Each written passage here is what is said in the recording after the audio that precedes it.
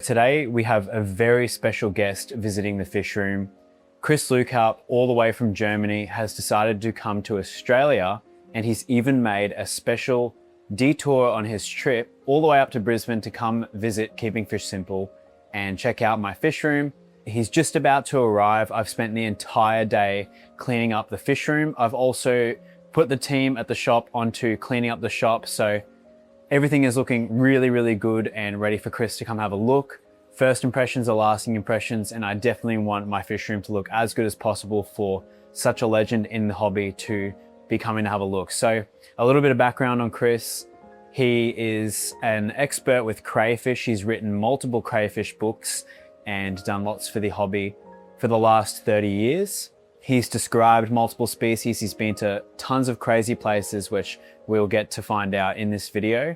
I believe he's actually working on a new volume of his Crayfishes of the World book at the moment. So me and Jason are gonna give him a hand and take him out to some of the areas around Brisbane and actually help him to find some of these species. So that'll be towards the end of the video. But to start with, let's show Chris the fish room and the fish store.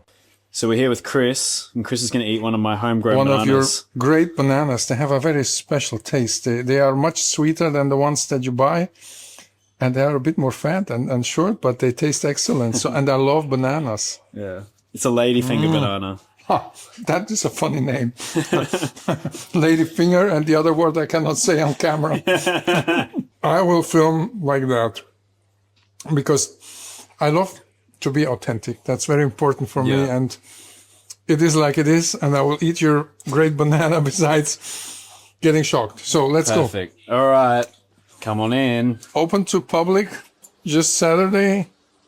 Nice. Yep. Whoa, this is your, my little, how can I say, your retreatment room. It's my little, filled with aquariums. Nice prey cocks there from Papua, discovered by Heiko Blair. Definitely. Like 99% of the fish in the trade. Beautiful. And you have a special type of aquarium here. The cubes. Those you call them cubes? I call them the cubes, yeah. Nice.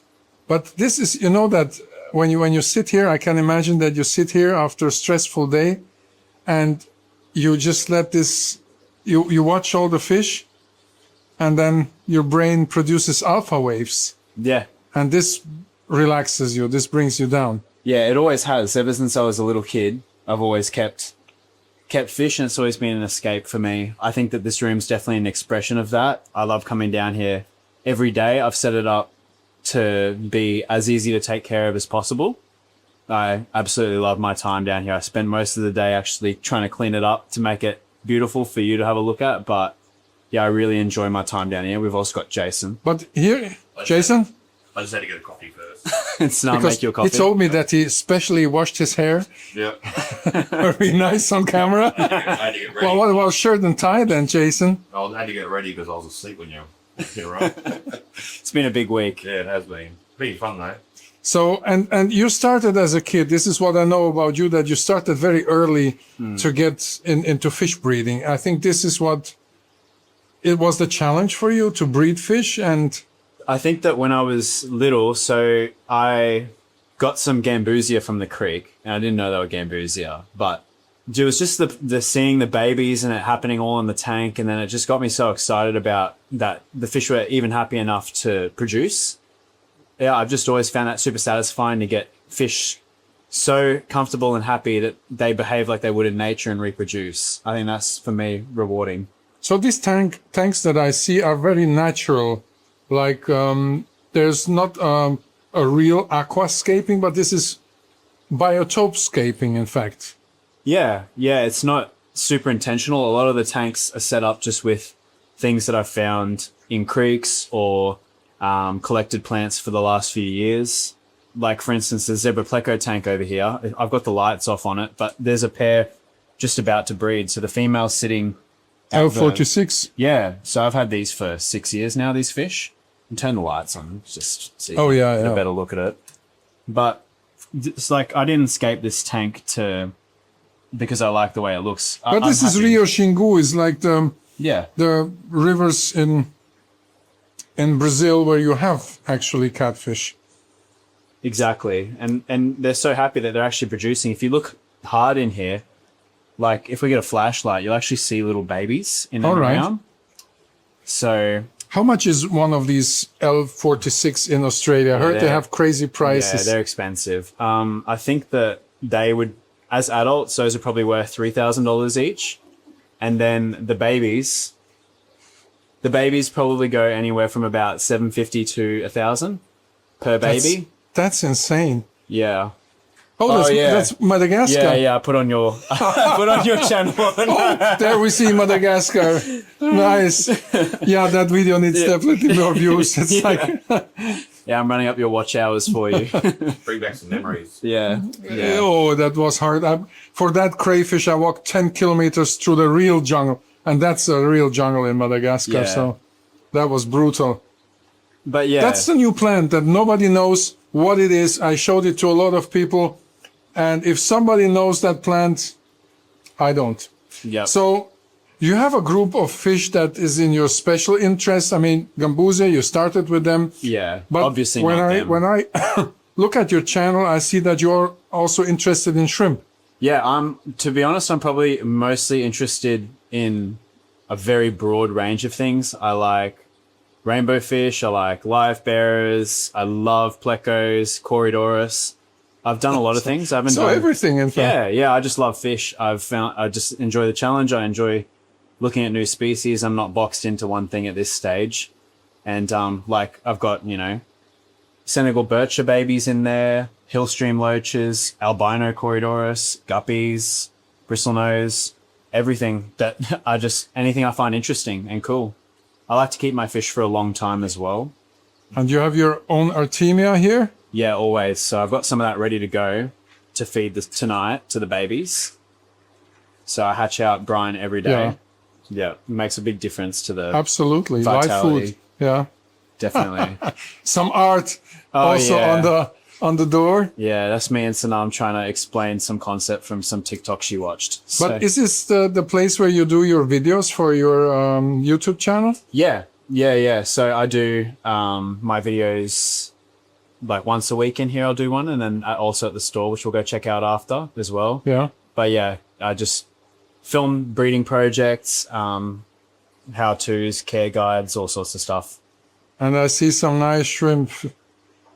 Yeah, I actually took your advice yesterday. Remember when you told me to film my IBCs with shrimp? Yeah. I've filled them up today. Okay. Yeah. But that's a cool tank. South American, Asian. Jason set that up with me 2 years ago. Well, we set that Jason, tank up. he knows how to set up the natural aquariums, right? Yeah. That's been going for a while. Just goes to show they work when you do them. Yeah, those Harlequin Rasboras actually breed in there all the time. Okay. Yeah.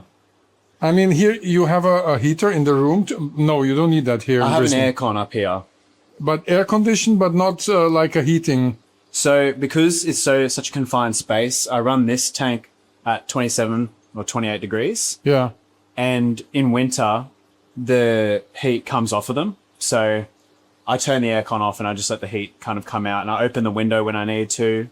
So is this your jungle room? Because this is what I would call it, your jungle room in the way, because you have the plants all over. I mean, I know that greetings go out to Corey. Corey, if you watch this, he probably will. And he will have a lot of things too. He's very technical. He sees all the details that I don't. Yeah.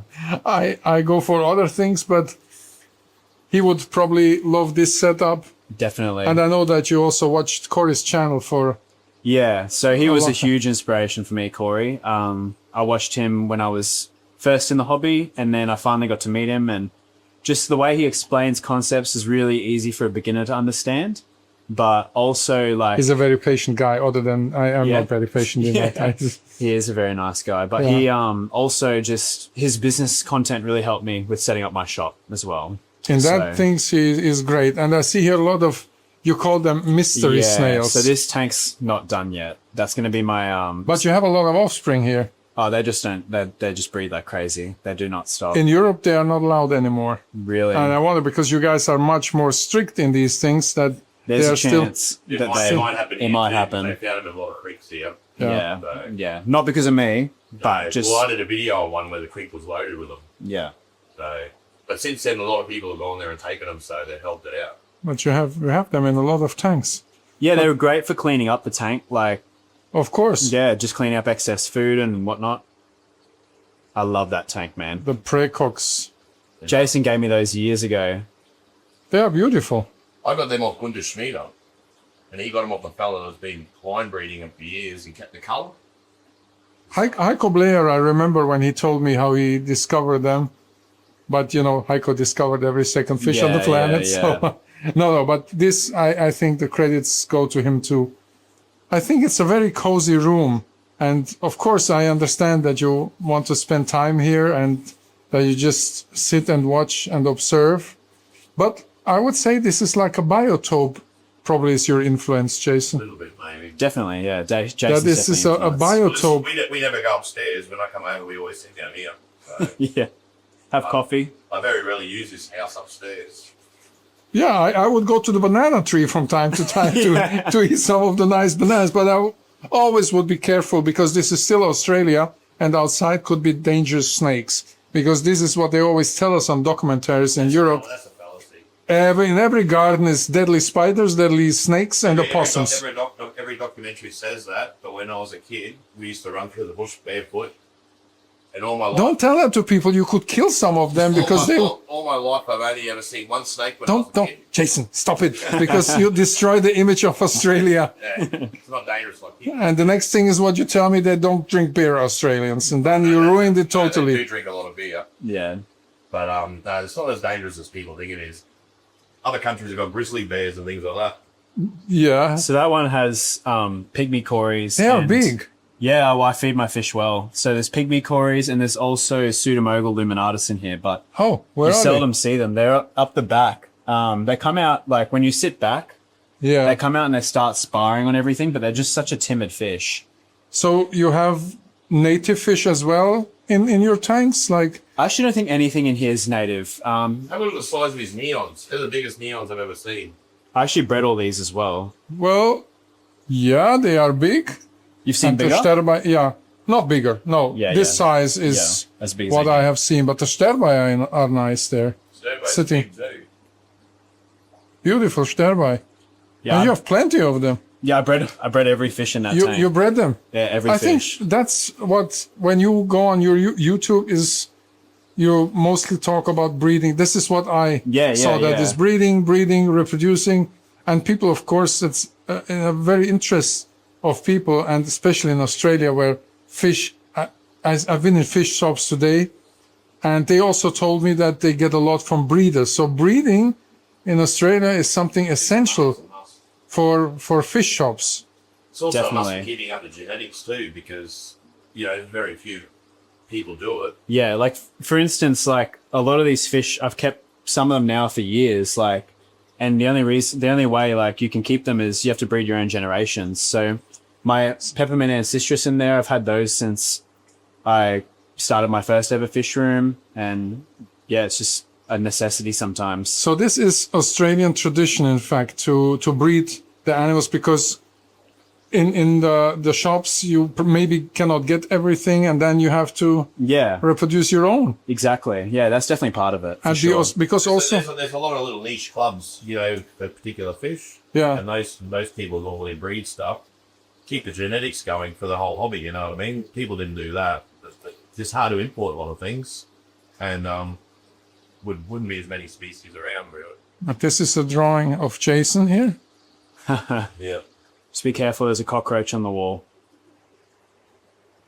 plastic one. Yeah, plastic one. Okay, I scared a few people that. I'm not scared of these things. So dangerous spiders don't come inside? Oh, every now and then today I found a huntsman Only the in one here. on hand. Yeah. I found a huntsman in here today, but that's not dangerous, so. Okay. Yeah. You wanted to tell me about the tank here. Oh, yeah, I was going to show you, Jason. I think you'll find these two tanks are really cool. You probably know how easy hillstream loaches are to breed, but look how many babies are in there. Oh, yeah, there's a lot of babies in here. I only put one adult pair in there. And what you feed them? My own food, bug buffet. I feed them live baby brine shrimp, and that was pretty much it. Yeah. I think that, like I said, you have the reproduction. If the reproduction is working well, look at this tank. It's Teeming. brutally full. Like, That's it's amazing. it's good because I've got in here I've got an automatic water change. So that water tank I showed you the other day, it goes to here. So I've got a timer that I've set up, and so the water comes in from the water tank where I have to treat the water first. To do a water change in here, all I have to do is turn that on, and I can everywhere. So there's two halves of the room. This is one half, this wall. Yeah. And the other half is behind you. And this half, when I turn it on, you'll see at the back, all the taps turn on and effectively change that water for me. So it makes it a lot easier to maintain this room. Keep the tanks full. I don't really have to use many buckets or anything to take care of the fish. And the guppies are also reproducing? Nice. Of course, yeah. Those are everything. Is there a fish species that you said this is so hard to breed them or to reproduce them, and you gave up? Yeah, there's a couple. I've tried to breed I failed a couple times. I bred the royal whiptails. They were hard, and I just lost my female, so I'm gonna have to get another one to try that again. Borneo suckers, I had a really hard time with them. Loaches, coolie loaches, things like that, I find really hard. I've never bred them. I found the zebra plecos hard to produce. I've only just started to really get them kicking. So to know about how to breed them, you look at the habitats or what? Yeah, which is exactly how I stumbled across your content years ago. So years ago? Yeah, I've watched your content since 2014 as well. So yeah, a long time I've known about your work. I was a little bit absent on YouTube for like 8 years or something. Yeah. I don't took it too much in serious, but yeah. You picked up now. Yeah, but that's why I always say you have to go to the habitat to understand how to reproduce an aquarium species. Doesn't matter if it's shrimp, because even shrimp have different habitats. You know, the tiger shrimp, even if it's a Caridina mariae, has a different habitat to the other Caridina, you know, and that's why it's so important that you always have to look at the habitat to understand what fish need. And that's why I fly there and look at the habitats. And yeah, the videos help a lot. Like finding some of the videos on the Xingu, for instance, changed my life with this fish, like made it so much easier. Leonardo, what's his name? Leandro. I'm too tired to speak Portuguese now. Leandro, of course. That you set up pretty well, because maybe some people would not put that many rocks in. But in fact, it's just... Do you want me to show you a baby? If I can? I'll grab a torch. So the female sits out the front of the cave like that. Yeah. Yeah. Yeah. No, I see it now. I see it moving. Yep. I see the black and white. Yeah, there you see it. Yeah. So it's taken me like 6 years to figure this out. 6 years? Yeah. I got them in 2020. And you feel then satisfaction if you've done it? Or is it something that you say, I done it and now I do some other stuff? No, like the amount of time and dedication is like having a dog.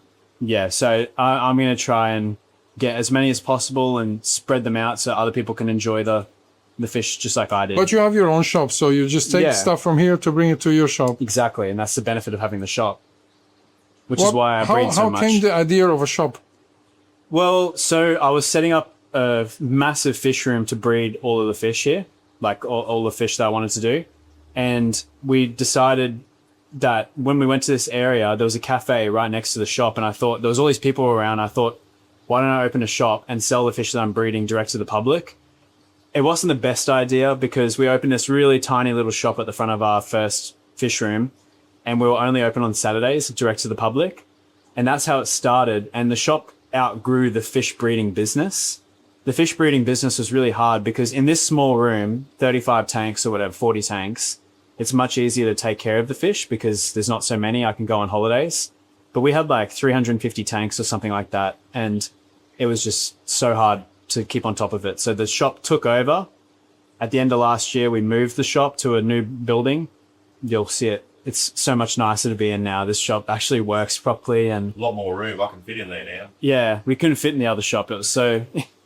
Is there a species that you definitely want to have? There's the Sodomugil, Yeah, they're out. I always pronounce it the Romans would do in Latin. So is there a fish species that you really would like to breed, or a shrimp species, or anything that you say, I really want to go for this one? Maybe like at the moment, I've just finished spawning my Senegal biches or birches. Maybe the tiger ones would be cool to do. So what you do if you don't, is there always a way to get new fish into the country, or is that a problem? That's a problem. Yeah. So you have to just let it go. Yeah. Like if there's something that we can't get, you just got to drop the idea or hope that someone's had them for a long time before they were banned or whatever. It's not illegal to keep a lot of these species, but they're in a gray area of like, they can't be imported. It's like the shrimp. They're in a gray area, right? Yeah, exactly right. Like the cherry shrimp. But because they breed so easy, they're everywhere. Is every color of the cherry shrimp, like the neocardina in Australia?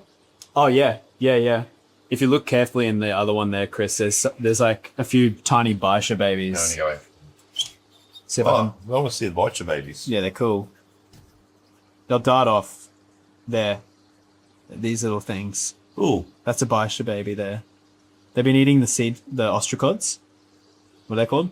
I've never seen them being breathed before. Yeah. I don't know if it's a little baby. What was that? That's the water change turning off. Yeah, guess what? Jesus, I thought scared the crap out of me. It was you. It was you. Oh, yeah. And he's here too. I bred all them too. That's nice. I mean, you have a lot of content if you breed all this. That's what I want to make a book about. Yeah. Do you reckon that's a good idea? Of course, because with that you have something physical in your hands. You never know if the YouTube content just goes because of something. Yeah. And then you have a book. Too many That's copyright complaints for using your photos and thumbnails. Well, but we sorted that out, and funny how we met in this way, because we wrote before and you asked me something about coming to Europe I was or going to come to something. Germany, but never ended up happening. So it's going to happen in the future. Because sometimes, maybe now if you contact me, different story, and let's forget about the old stuff, because we have a new friendship now. Definitely. But I have to say thank you for coming and having a look. I hope was worth your time. Of course. And hopefully you come again when you're next in Australia. And For sure, I will come again, even if it takes me so much to fly here, like the 15 hours flight. That's insane. I know. I will come for your bananas also, not only for the tanks. All right, let's head to the shop. There you want it. You would know exactly what you want. exactly what I want. But you are a skateboarder. Yeah, I do skates, so Thank you. thanks for that. Setup here remembers me to Aquarium Co-op. Yeah, it's inspired for sure. It's a tiny bit different, but very, very similar. It was my favorite shop, and I loved his videos, and it just manifested into this. So, but yeah, this is the store. But also here, what I see in the first view is you have natural tanks here. I mean, a big part of is water plants here, which is also nice. Yeah, so this is where we sell all of our plants. We get new plants every week. And here you have the hardscape. Yep. The rocks. And this is a scaper station here, where people can... As I would say, dojo. How you call that? Dojo. Dojo? Yep. Like 25 years ago, I had this idea, and I called it Scaper Station. And I think I was the first one who had this idea to do these things. I've seen it in Europe a lot. Well, yeah, I mean... And I said we have to get one of them. It was on the Interzoo. These are all like very natural. Is this also the influence of Jason, or is it what you like in Jason, the way? I mean, it's Jason's done every one of these scapes, but I told him he could. So yeah. But they kept simple, so you can still remove fish if we need to sell them or whatever. Because you can't like do a proper scape. Because if you do a proper scape, it's hard. I mean, in that aquarium, it would be hard to get the it's just Malawi's. I did that lactine and ecotape, but it's got a mixture of cichlids in there. We've only been here for 6 months now, so the store's opened 6 months ago, so it's very new, and it's been a big effort, cost a lot of money, and can you say how much this cost you? Yeah, I can. I think for the fit out, it was like, and we got to save a lot of money because we already had a lot of equipment, but I think $250,000. Yeah. Yeah. It was expensive. Like That's a lot of money to getting put. this floor done cost But me it's- $25,000. It's very brave that you started like that, but you know that in life it's very important that you are brave and that you are not afraid of doing things, because if you are afraid, you will not achieve nothing. Yeah, there's a thing I say. It's there's always a reason to be afraid with Yeah. everything. But 80% of this fear happens just in your mind. It will never happen. So go for the Definitely. things. This is how I think. So for this floor, you specially made this floor? Yes, so this used to be an office up here, and we knocked out all of the walls and everything and turned it into the store. But this was all carpet, so we ripped up the carpet, and then I got a concrete polisher to come up here, and he had to use like a winch to pull it up the stairs. And then when he got to the top, a few days of just running over it and ground it down to this beautiful floor that we'll have forever now. And is it hard to get hardscape to Australia? I mean, this is wood that we have in Europe too. These kind of things here. I see that because Australia is very strict with some rules. So how do you get these things? Are they all from Australia or where do you get No, them? so these are all imported, but it's not hard to get. Like, it's just a little bit longer on a shipping container. But they all get gammaed, I'm pretty sure, with gamma rays when they come Or in. probably fumigation? Yeah, fumigation, whatever. Do you have troubles then with when there's fumigation, when you put them in the water and the fish react to it, or the shrimp? I don't think it's fumigated. I think they use like a gamma ray, All right. and then that makes it fine. But right. we always recommend to people, like, if they're going to buy this wood, to treat it in some capacity, boil it, Yeah. whatever. Where is aquascaping in your shop? Like where you see aquascaping in Australia? Is it a trend here already for years or? I think so. I think aquascaping's been around for a long time, since like I saw, 2014. I saw people doing the high-tech aquascapes and stuff like that. For me, I'll tell you exactly, because I grew up with it. Some of the shops started doing it. I remember years ago I wanted to get CO2, and you couldn't buy CO2 for aquarium. Yeah. I bought a little box from Germany, and that was years and years ago. And it had a little aerosol can with CO2, and you had to pump it once a day. But after that, it started getting more and more with the internet. Yeah. The internet brought it to Australia. So how about the shrimp like boom? Is there something like a boom in Australia with shrimp? Even if I know that we talked about it, it's a gray zone. And can there be like a real shrimp boom? Do you see that coming? Yeah, or I think is so. it already here? yeah, I think that there's definitely a possibility for people to be keeping more shrimp, especially because they're going to be keeping nano tanks. And yeah, like I've noticed the last few years, like some of my shrimp videos go crazy compared to like other. Is that your best videos with the shrimp? No, or- my best videos are with beta fish or better fish. Yeah. But neon tetras as well. Look, this is a hobby. We're trying to cover all bases as much as we can. A bit of a one-stop shop. Trying to, if you're into shrimp, come here. If you're into plants, come here. If you're into low-tech, cichlids. We don't So- do really monster fish though, Yeah. but I like this section here because, of course, it's Jason. nice natural things, which I really like. Definitely. Especially this one. We don't have that in Bracken fan. yeah, that is nice. It We is. should have that in Europe too. I love that. That's a nice product. That's good for shrimp to hide in. They love it. I like to look at it because It it's looks- really it looks pretty nice. in the tank too. So this is like the dry goods. This is area. for your catfish. Yeah. But also so, in a different style. I have not seen them like that. For me, this is very natural. It looks really natural, these kind of things. I have not seen these thing. I've seen products like that, but not exact the same. Interesting. I like this one. there's a local guy who I'm It's a local friends guy? with. Yeah. He does it pretty well. I like it better than just these ones that everybody Yeah. can make them, which is okay. It's okay. But these ones are special. I like them. I should get in touch with him because it's beautifully done. Yeah, he breeds a lot of fish as well. So Eheim, of course. yep, German trusty. company. Yeah, trusty company. And you even have JBL. My Yeah. friends from JBL will be happy. Yeah. This is the main attraction in the shop here, the fish, of course, because people Definitely. come because of the fish. Definitely. And that's why they buy the other stuff. How many species you have in here? I'm not sure how many species. I mean, probably 100, 100. I'd say. And you probably. have standard, the standard fish that are in Australia, Yeah, them all. yeah. Like we source from local breeders as much as we can, but also we buy from wholesalers, and we don't import any fish. So we can't import fish from other countries because we don't have an import room or license yet. But we do our best to keep as much variety as we can, and if we see something cool on a list, we'll mostly try and buy it and stock it. But yeah, we stick to a lot of the basic things that community fish that people can keep pretty easily without having too many headaches. These are cool. These are a native fish.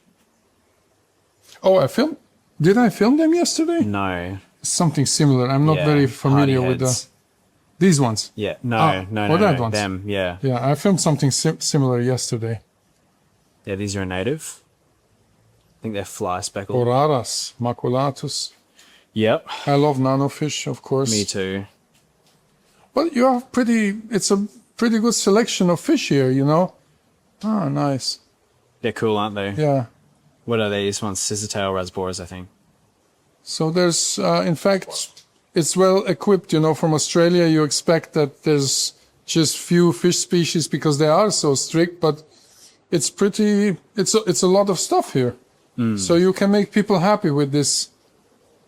It's standard, but you also have like exceptions that are not standard. Definitely. And this is the beta.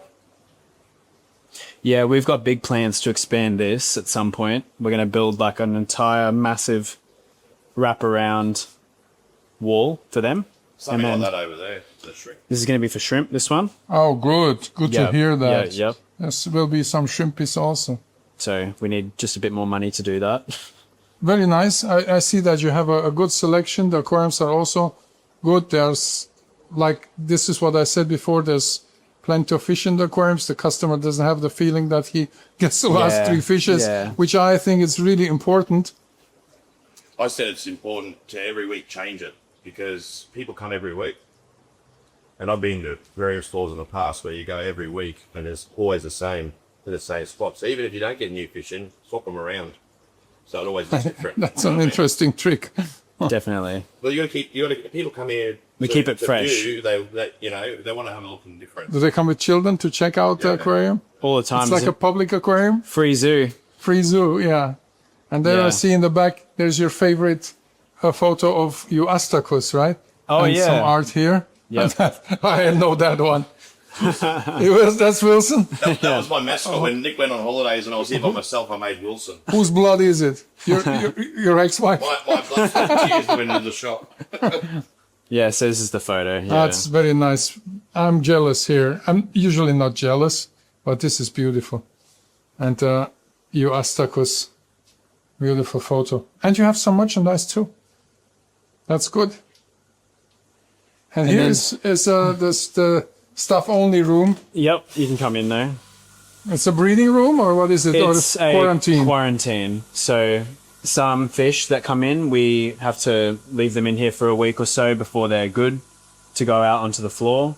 This is where they all go. It's good that you have in the quarantine room a lot of plants in it because we know that some parasites, they get confused when there's a lot of vegetation in there. Yeah, really? Like Ichthyophilus, yes.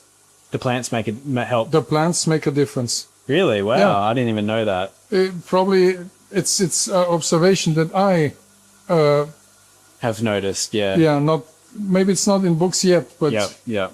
I see a very big difference. I'd love to get more plants into all of our tanks, especially the ones out on the floor. But yeah, so this is just not really being utilized as best as it could be yet. But, you know, we've got backups of some fish that I bred that I had too many of, like these angels. But you have a good amount of fish. I mean, you bred, there's yeah. tons of fish here. Guppies and you know, you are a self-made man, in fact. yeah. Which is the good thing because people who are enthusiastic for the hobby and they put so much energy because, you know, the problem for people is usually to put theory into practical things. This is where most people, they have ideas, but they never put it into practice because they are afraid. And that's why it's so important to be brave. Even axolotls here from Mexico. Yeah. Got to thank all of our customers who've come and supported the dream as well, because you know, if they stop coming and stop buying fish, then we won't. There's one named after you, Christopher. Oh, yeah. I'm just Christian. Yeah, I know. No, well, it wasn't named after you then. We'll just scrape the rest of that off. But yeah, this is where we keep all the shrimp for now. We've only got neocardinas. Oh yeah, that's the shrimp racks. Yeah, here. just at the moment. Nano fish. That's going to be a waterfall tank, the big one. Natural. You will escape it, right? Well, we've seen too many. We've seen stream tanks, so we thought we'd do something different, and then it'll waterfall the one in and have it running across or a Yeah. stream. And you will escape it. Yeah. Or we'll both escape it. I can't lift the rocks in by myself; they're too heavy. Come on, Jason. Very nice, your shop. Yeah, thanks, I also Chris. like this part here. You take care of the kids too with this section here. We trap the kids with this section. You trap them. Yes, yeah. I think a lot of parents would appreciate if we got rid of that section, actually. And Amazonas in English, of course. Yep. It's a German magazine. Yeah, and I've got a gift for you. I wonder if you can take this back. This is olive oil from my grandparents' farm. Wow. So nice. you can have that. So very healthy oil because I love Definitely. olive oil. Thanks a Only lot. use it on salads. Don't use it for cooking. I will have it used in a couple of days because I eat every day a salad. Really. Good. No joke. Good. Every day a You'll salad. love Just that here in oil. Australia, I have to go to Subway. Yeah. And it's so expensive. I complain about this a lot. Yep. Don't come to Australia to you can come if you have a lot of money, if you're a millionaire. Oh, yeah. Australia is an So expensive expensive. country. Expensive, but we know the ways around that. Yeah, you told me about that, but I will not put this on camera. Thank you very much, guys. Thanks for the tour in the middle of the night. See you Definitely. later. Thanks for coming, Chris. Is that what you say in Australia? See you later, mate. Exactly, the mate. Don't forget that. Yeah. Now, this is a bit more of a random part of the video. This is actually footage from the first few days that we had Chris in Brisbane, so he didn't end up coming to the shop or my fish room until his very last night. I didn't really know what to do with this footage, so I just threw it at the end of this video and made one big conglomerate video, but we started off by picking up Chris from his hotel. Brisbane traffic in the morning, eh? He'd got in the night before, and maybe because of all of his experience with being in a band, he wasn't really that jet lagged from what I could see. Chris in the back. We then made our way out west towards Sanford and took him to one of my favourite bakeries. I have to put my sunglasses on the video. Of course, rock and roll stuff. But they have, this is, in fact, for me, this is not a bakery, it's like sweet stuff. Yeah. But you don't see bread. Yeah. In Germany, it's different. You see 100 types of bread and maybe one or two cakes. That's it. Sandwich. You like sweets? I love sweets, but I have to take care because I don't want to waltz around Australia. That's why but I will take one of those to Australia. The only thing you see at the front's pies. Okay. Aussie pies. The eclairs or the fruits? The fruits here. Oh, yeah. Yeah, that'd be good. It's good. I'm definitely not a crayfish expert, but luckily for us, Jason knew some really good spots to take Chris to find a bunch of different types, so we went to a few different locations and this one here is the first. Can you explain to Chris what he has to look out for not to wipe his bum with? Oh yeah, the stinging tree. Gimpy, you've heard of a gimpy, haven't you? Of course, I know this thing. I mean, I've been to Australia before. Yeah. I know about a couple of things in Australia, but if these are these leaves with the sting with the I used hairs to have one in a 300 ml pot because I used to have people cutting through my yard. and you planted there a couple of trees and I then put it in a pot there, never happened again. so this Good is for a- intruders. But yeah, you'll have pain for like months and months and months.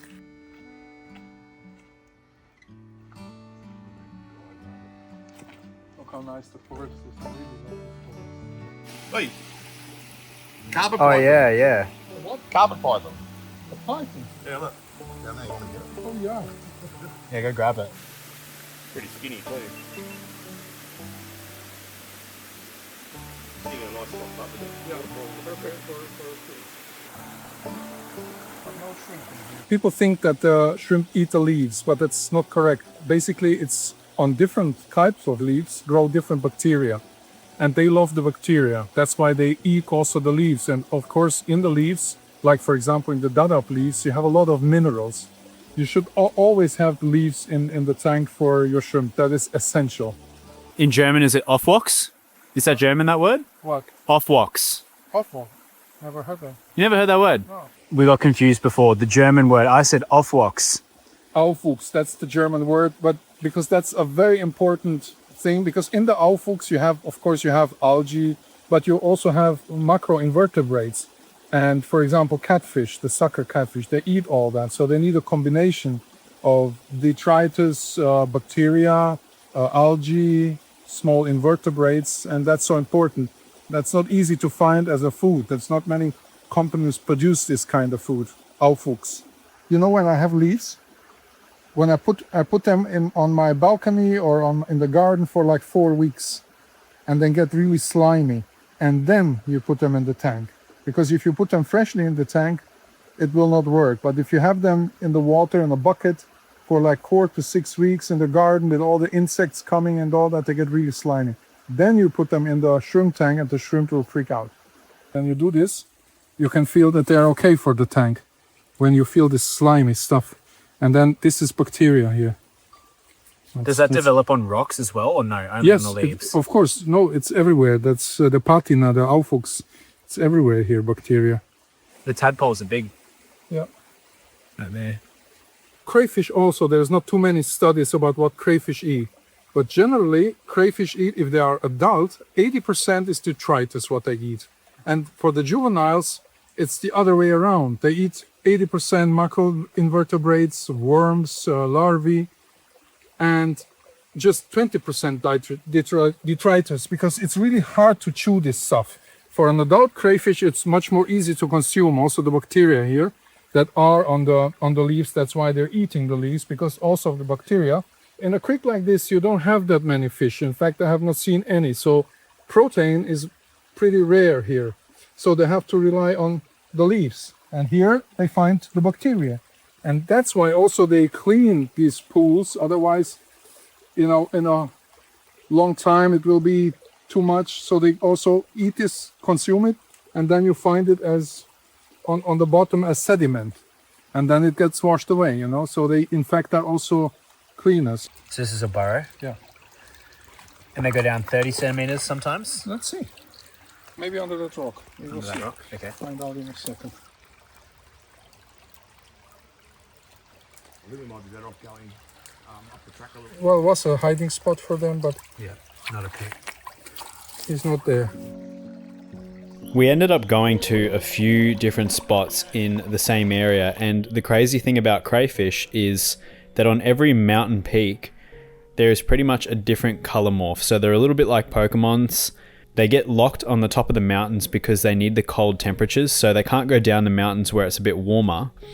Over time, over millions of years, they've evolved to specific mountain peaks, which is very interesting. So we tried to show Chris as many as possible. This one's only got one claw, Yeah, unfortunately. but it's also buried. They grow them back, or Yeah, do you know how long it takes them for these white guys, forever. Like at least 2 years. to grow one claw? And then you will see the difference because it will be more slender. They lose the claws fighting, right? Not only fighting, it's called autotomy. That means they can let go of the chili in case of danger, or if they got stuck or something, you know. So it's a mechanism to distract the predator. Good. Oh, no, you just dropped something. Are they? Yeah, your Park Regis card. You'll need this to get back in tonight. I would be stuck outside. Yeah, you can sleep at my house. It's all right. You can see Interesting.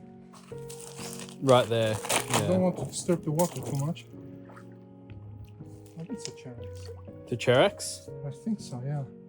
It's eating something. I'm going to take my shit out from the camera in there. It's a nice shot there. I have to. Here, I'll take one for the team, boys.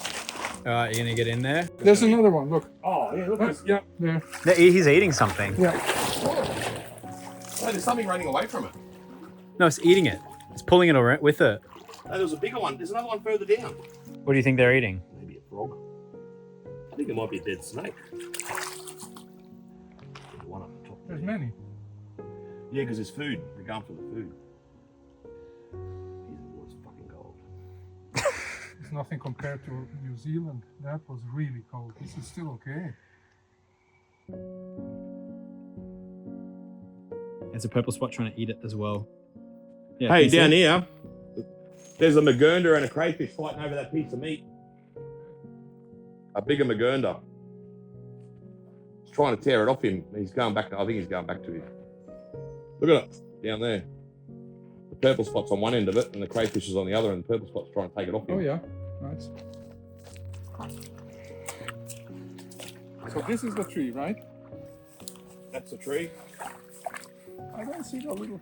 Oh I should man, not touch it, right? no, Don't touch definitely it, you not. can zoom in on the branches. This tree is a real danger in this Danger, yeah. beautiful jungle. All out the east coast. There's different subspecies of it, but this is called a gimpy or stinging tree, and they have little furry nodules on them that, like little hypodermic needles. And if you get them on your hands or your face or anything like that, they've actually got like a little bit of venom in them. But once the venom goes away, it's after the pain. It's still painful because the air flows across your body and it's like little pipes going into your nervous system. The only way I found to get it off is with some tape, like some sticky tape or something. But other than that, it lasts for weeks of pain. You don't want to touch them. Tomorrow you will cry. No. But this is a beautiful, beautiful place here.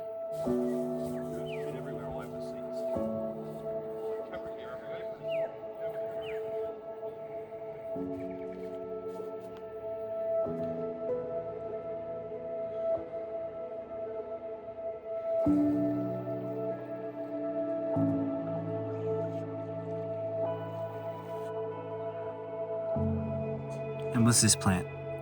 That's a watercress. That's watercress as well.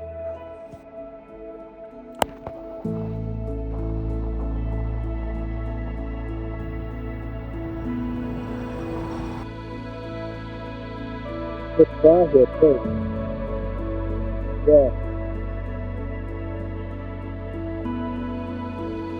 You can see you filming it, and you can see it on your screen.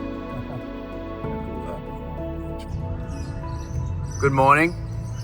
We just get a little bit of brekkie before our daily chores. What'd you get for brekkie?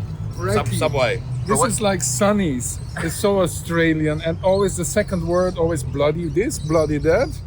What's in your hand? The other hand, Jason. A V. Heart starter. Gives you energy in the morning. Yeah, and a lot of chemicals too. Yeah, a lot of chemicals. Jesus Christ. The very next day, I met the boys closer to our next location where we went out to Cunningham's Gap.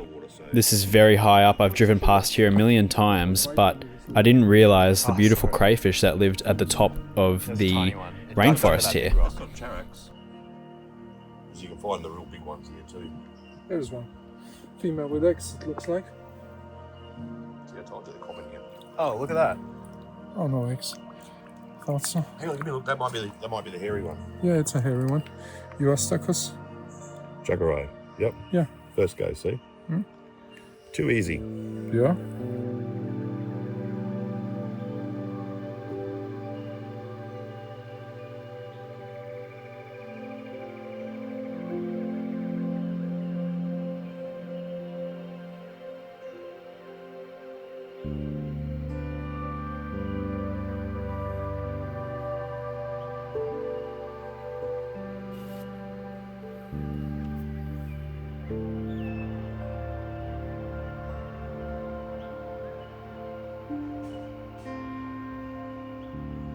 So here we should have in fact two species, because nearly in every spot you find two species. These guys, Euastacus yagara, they are at a higher sea level, from 700 to 900 meters above sea level, and they are very aggressive.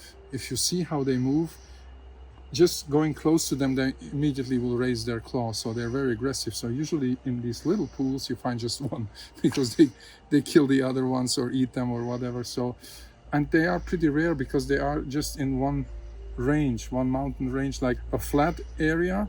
They will not go down from the 700 meters. You will not find them there. So they are just restricted to this area. And that's what's making them so special. And that's why I have so many species, because in the other mountain over there, like 50 kilometers away, you have another species because they got isolated. They're temperature locked. Also temperature, because they like the cool water, different to the charax. That's another genus. This is from the genus Euastacus. They can even cope with 100 meters above sea level, even on sea level. So they are much more widespread, so probably not that endangered, even if you have a lot of agriculture here and that stuff, but they are all over.